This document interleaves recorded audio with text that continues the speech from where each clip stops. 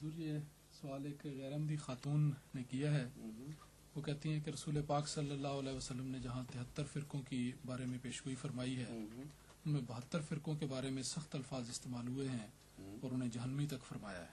جی میں سوچتی ہوں کہ 72 فرقوں میں بہت سے نیک انسان ہیں، کیا وہ صرف اس لیے جہنمی ہوں گے کہ ان کا تعلق 72 فرقوں سے ہے؟ اور احمدی 73واں فرقہ ہے، کیا وہ اس لیے سارے جنتی ہوں گے؟ نہیں، یہ مفہوم نہیں سمجھی وہ، حالانکہ میں کئی بار اس کی وضاحت کر چکا ہوں. جب عمومی فتویٰ لگایا جاتا ہے تو اس کا اثر ہر فرد بشر پر جو اس عمومی فتوے کا حصہ نہیں ہوا کرتا، بلکہ استثناء ہوتے ہیں، اور وہ استثناء کا قانون ہر مذہب پر برابر صادق آتا ہے. چنانچہ قرآن کریم میں باوجود اس کے کہ یہ فرمایا گیا کہ ان الدین عند اللہ الاسلام، پھر فرمایا کہ لن یبتغی ومن یبتغی غیر الاسلام دین فلن یقبل منہ، جو غیر دین اسلام کے سوا کوئی کسی طرح سے ابتغاء کرے گا، کسی اور چیز کو چاہے گا، اس سے قبول نہیں کیا جائے گا.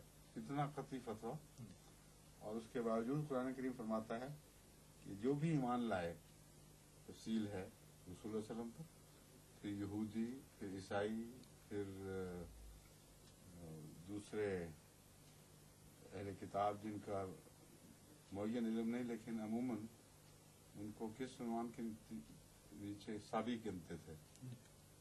صابی اور صابین سے مراد ہے متفرق اہل کتاب جن کے کسی زمانے میں جن کو کتابیں ملی تھیں پھر وہ ان سے ہٹ گئے.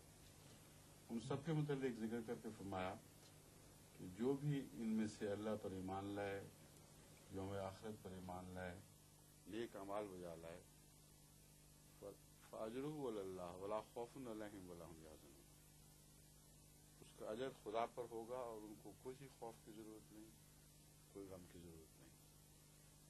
اس کا ہرگز یہ مطلب نہیں کہ ان آیات نے دوسری آیات کو منسوخ کر دیا یا ان آیات نے ان کو منسوخ کر دیا. مذہبی فتویٰ وہی ہے کہ اسلام کے سوا اب کچھ قبول نہیں کیا جائے گا، مگر غیر مذاہب میں استثنائی طور پر ایسے لوگ ہو سکتے ہیں جو بعض ایسے اندھیروں کے جزیروں میں رہتے ہوں جن پر اسلام کی روشنی ثابت نہ ہوئی ہو، ان کے متعلق یہ فتویٰ انفرادی جاری ہے.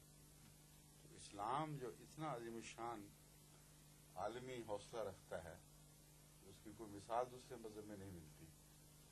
یا معین طور پر دوسرے مذاہب کا نام لے کر ان میں بعض ایسے لوگوں کا ذکر ہے جن کو ان کے اگر وہ آخرت پر ایمان لائیں گے اور نیک اعمال بجا لائیں گے، اللہ کے حضور ایسے ٹھہریں گے تو ان کو بخش دیا جائے گا. تو محمد رسول اللہ علیہ وسلم کی امت کے متعلق یہ فیصلہ کر لینا اس حدیث کی روح سے ہر دوسرے فرقے کا ہر فرد بشر جہنمی ہوگا، یہ قرآن کے اس واضح حکم کے سراسر منافی ترجمہ ہے.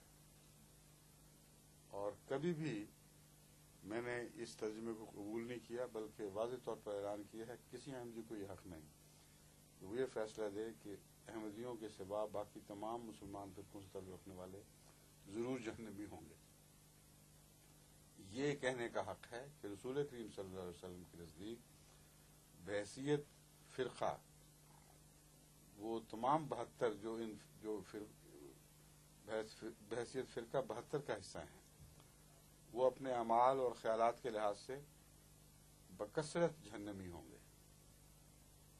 بس لفظ بکثرت کا مفہوم اس میں داخل ہے.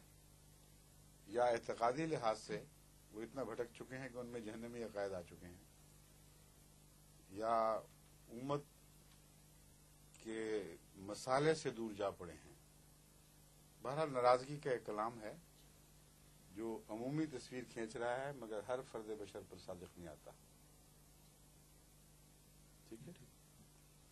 حضرت مسیح علیہ السلام نے بھی اپنی دعاؤں میں دوسرے فرقوں میں سے صلحاء کے ذکر کیا ہے اور ان کو دعائیں دی ہیں، اور فرمایا کہ ہمارا قول، ہماری جو بعض سختیاں ہیں وہ ہرگز صلحاء امت پر عائد نہیں ہوتی، وہ مستثنیٰ ہیں اس سے.